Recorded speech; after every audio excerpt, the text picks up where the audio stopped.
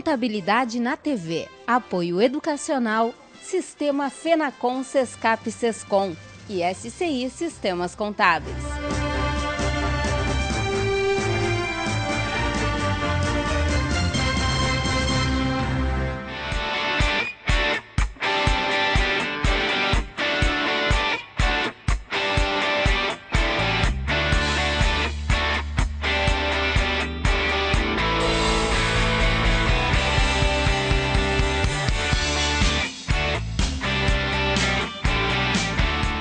Hoje, Contabilidade na TV vai conversar com o auditor da Receita Federal, o senhor Jonathan José Formiga Oliveira. A gente vai conversar com ele sobre um assunto que ele veio tratar aqui no 10º Enescap Nordeste, que é o mundo pós-SPED. Auditor, será que a gente pode tratar o mundo como pós-SPED, sendo que 95% das entregas do SPED ainda foram feitas de forma errada?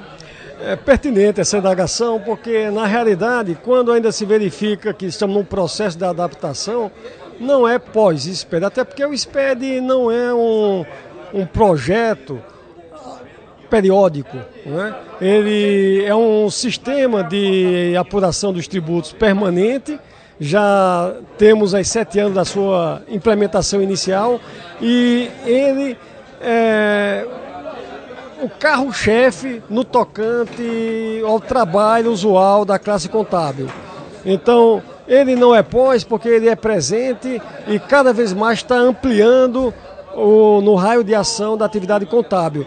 Ainda se tem um volume razoável de escrituração não totalmente íntegra, que é normal em função de ser um projeto, uma atividade nova, mas que gradualmente está gerando as informações com mais consistência. Os órgãos fiscalizadores do fisco têm consciência dessa situação e está atuando no sentido de colaborar, de participar no processo de capacitação do profissional contábil. Então ainda não existe previsão de multar, de cruzar esses dados e de ver essas inconsistências para que seja cobrado efetivamente das empresas e das contabilidades? O objetivo da Receita Federal em particular não é aplicar penalidade. O objetivo institucional do órgão é arrecadar para o governo federal poder provir das atividades próprias do Estado. Nesse sentido, o SPED vem objetivando fazer com que os tributos sejam apurados espontaneamente, porque dentro do programa já tem uma série de validações que minimiza eventuais inconsistências. Então, não se tem a pretensão de punir, e sim de viabilizar que as escriturações sejam apresentadas com mais integridade. Que ações que serão feitas para fazer essa viabilização? A Receita pretende rever o SPED, reensinar? Não tem, da análise das escriturações já entregues, ainda bem, vemos que a maioria está conferida de integridade. Ainda temos um volume que já diminuiu gradativamente de escriturações sem o grau de integridade esperado para cada escrituração.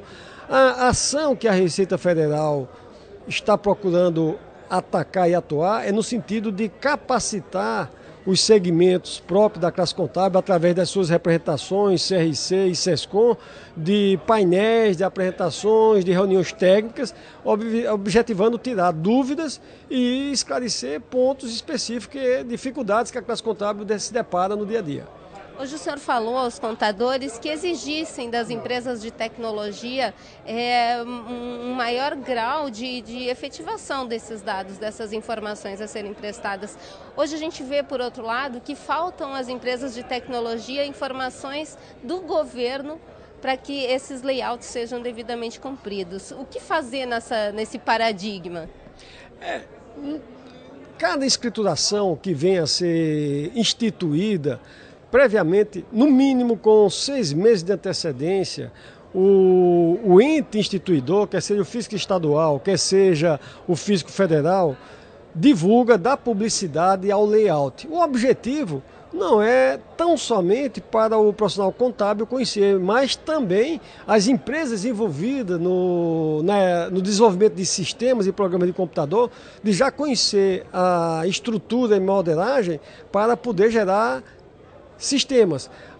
A particularidade que nós vemos com o SPED é que antes quem conhecia o aspecto tributário, a base de cálculo de cada imposto de contribuição, era o contador. Ele recaía sobre ele, utilizando o planejamento do Excel ou programas mais básicos e o vídeo adquirido pelo próprio escritório de contabilidade. Cabia a eles a tarefa de conhecer a legislação tributária. Agora não. Com os impostos sendo apurados através de um sistema de computador, que são os programas do SPED, faz com que as empresas provedoras de soluções de informática tenham que conhecer não só os aspectos de informática em si, mas também da legislação tributária. Então essa é a questão aí que tem que haver uma interseção maior das empresas que desenvolvem programas para o SPED, tanto com os fiscos de limidura, como também com a própria classe contábil. De sorte que, através do SESCOM, o FENACOM, se faça eventos específicos para discutir com a participação de representantes dessas empresas soluções no sentido de ajustar algum aspecto dos programas de informática que não está atendendo a classe contábil. Hoje a gente vê que nem todas as empresas têm nota fiscal eletrônica. Aí chega na hora de fazer o manifesto, o software ele não consegue puxar pelo CNPJ direto isso e entregar para as empresas. Existe uma preocupação da Receita com relação a isso?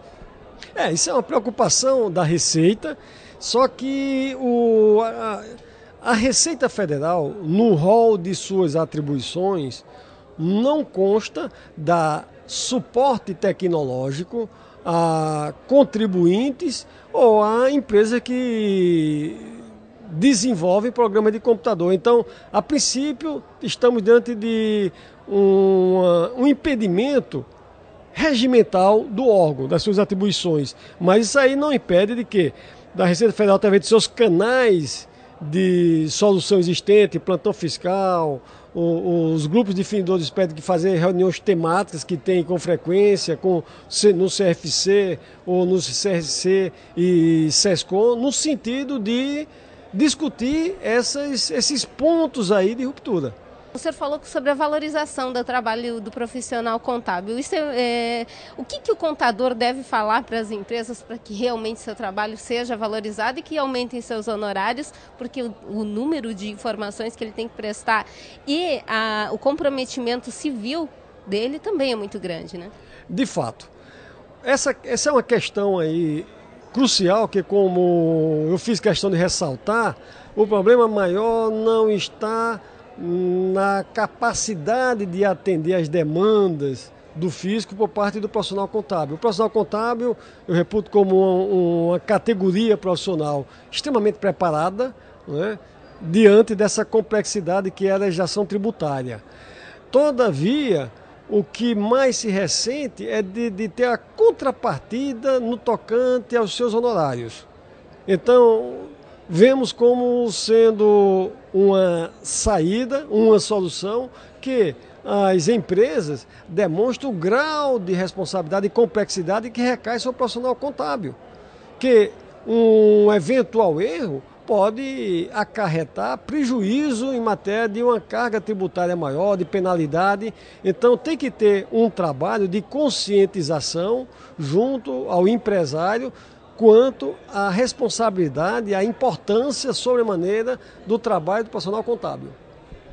Eu gostaria que o senhor falasse de um outro ponto. Eu recentemente fiz uma matéria com relação à padronização do Código de Barras, a importância que isso poderia ter na questão do SPED. Se hoje o governo exigisse que todos os produtos tivessem um código de barras padrão, isso não iria diminuir a questão dos erros na entrega do SPED? Com certeza. Aí a gente está dentro de mais uma situação que não envolve uma solução específica de um órgão. Porque aí é em função dessa multiplicidade de órgãos que atuam no tocante à emissão de documento fiscal, temos documentos fiscais que são instituídos pelo fisco municipal, outros documentos fiscais que são instituídos pelo fisco estadual. O único órgão que não institui documento fiscal específico é a Receita Federal.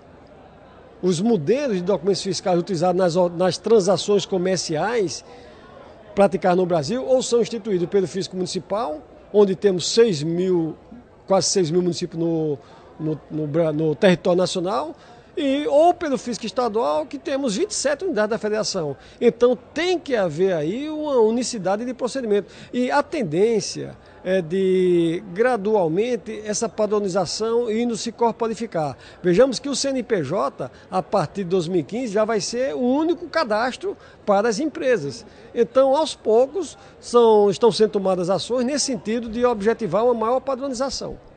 Seu Jonathan, muito obrigada pela entrevista. Desculpa incomodar o senhor durante tanto tempo, mas eu acho que é um esclarecimento necessário para toda a classe. Muito obrigada por participar aqui do Contabilidade na TV.